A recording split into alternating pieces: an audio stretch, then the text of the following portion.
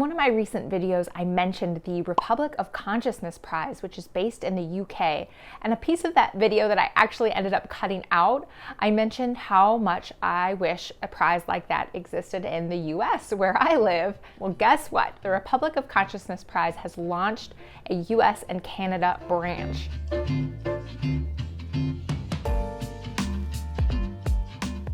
And they have announced their first ever long list this year. This is a prize that is exclusively for small publishers of fiction. So to be eligible for the US and Canada prize, the publisher must publish 18 or fewer books per year. And their primary focus as a publisher should be on fiction. And to enter, the publisher submits to the prize one book-length work of fiction. Unlike most other literary prizes, the majority of the prize winnings actually go to the publisher. With a portion, it sounds like with the US and Canada prize, a portion does go to the author and maybe translator of the winning book, but the majority of the prize goes to the publishers. Because, as their website says, the aim of the new prize is to support small presses for their ongoing commitment to work of high literary merit.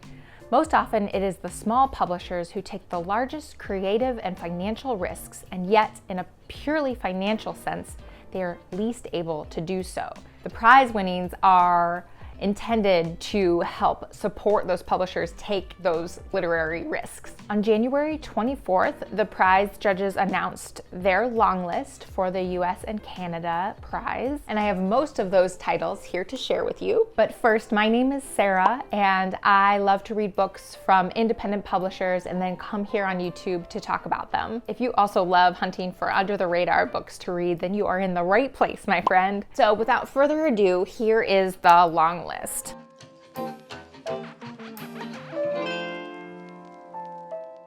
First up, we have Blood Red by Gabriela Ponce, and this is translated from the Spanish by Sarah Booker, and this is published by Restless Books. And here we have an unnamed narrator in the aftermath of a failed marriage.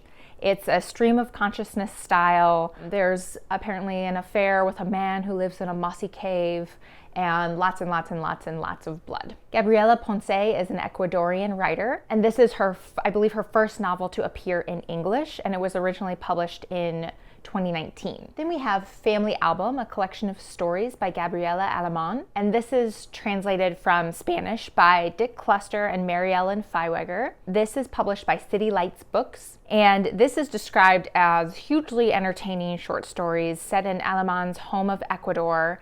There's noir fiction, tales of adventure, all with an eye towards recasting the discussion on Ecuadorian national identity. So you go from the Galapagos to the Andean Mountains to a 1967 basketball game, and this was originally published in 2010. We have another collection of short stories called Get 'em Young, Treat 'em Tough, Tell 'em Nothing.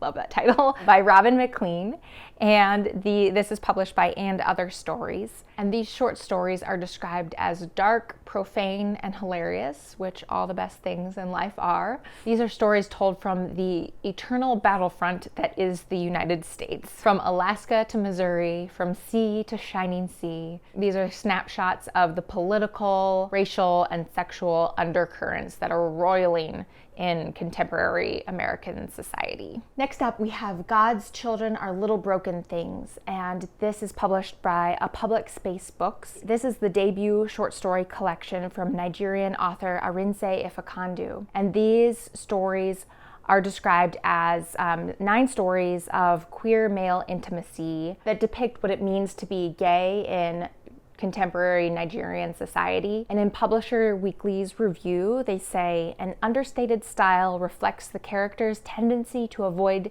speaking directly about their relationships, which encourages close reading and elicits a strong sense of what it is like for the characters to endure the perils of being gay in Nigeria. Then we have another collection of short stories called Moldy Strawberries. It's by Caio Fernando Abreu, and it's translated by Bruna Dantas Lobato, and this is from Archipelago Books.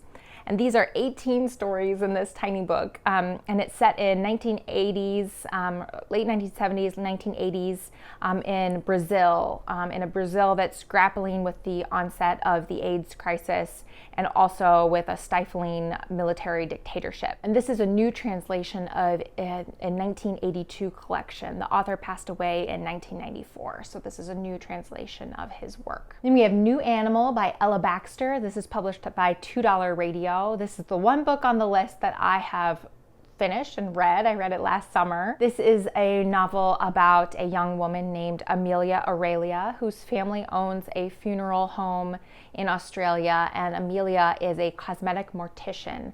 And early in the book, her mother passes away, and so this is through the novel, Amelia is dealing with her grief, and she flees to Tasmania to live with her dad and stumbles upon the local BDSM community, and hijinks ensue. Then we have A New Name, Septology 6 through 7, and this is from the Norwegian author Jan Fosse, and the translator is Damien Searles. The publisher in the US is Transit Books, and this is the final volume of the author's Septology, which is about an aging painter and widower living in Norway who is reminiscing about his life, except he has a doppelganger that lives nearby, who lives an almost identical life as the main character with minor differences. And I hesitate to describe it anymore because I know this is a major work of fiction, but seems very hard to describe if you haven't read it. This is the only book on the long list that I don't plan on reading right now because I haven't read the first 2 volumes. So if it ends up winning, I want to read it, but if it ends up winning, then I will do a dedicated reading of all of the volumes. So looking forward to that. Then we have some more short stories. We have new and selected stories from Cristina Rivera Garza, and these are translated from the Spanish by Sarah Booker, Lisa Dillman, Francisco Gonzalez Arias, Alex Ross, and the author herself. This is published by Dorothy, a publishing project. And I've had my eye on this one for quite a while, as well as Dorothy, the publisher, as a whole. These are stories from across the author's career. She is a celebrated author in Mexico, described as one of Mexico's greatest living writers. And her work is described as an incisive voice on migration, borders, violence against women, and more. And again, I've been really looking forward to reading more of her work. So excited for this. Then we have a novel, Pollux Arm. This is by Hans van Trotha, and it's translated by Elizabeth Laufer. And this is from New Vessel Press. And this is a historical novel set in October 1943 in Rome. And it's based on a real person named Ludwig Pollux. And he was an Austrian art and antiquities dealer who lived in Rome. And in the novel, the Vatican has been informed of the Nazis' plan to arrest and round up all of the Jewish population in Rome, and an emissary is sent from the Vatican to Pollock's apartment to try and convince him to come seek refuge in the Vatican. But all Pollock wants to do is tell this man his life story, and so that is what the book is. The author is also a historian, and I think this is his debut novel. And then we have The Sleeping Car Porter by Suzette Meyer. And this was published by Coach House Books. It's set in 1929, and the main character, Baxter, is a queer black man who works as a sleeping car porter. And as he's working on a train, there's a landslide that strands the train. And so Baxter is left to deal with all of these passengers, and I think there are ghosts and a secret love affair. And I think this book might have had a little more publicity than the others because it was the only one on the list that had a significantly long waiting list from my library. So there's that. It also sounds really great. So hopefully that will arrive soon because I'm going to read as many as I can before the shortlist is announced on March 14th.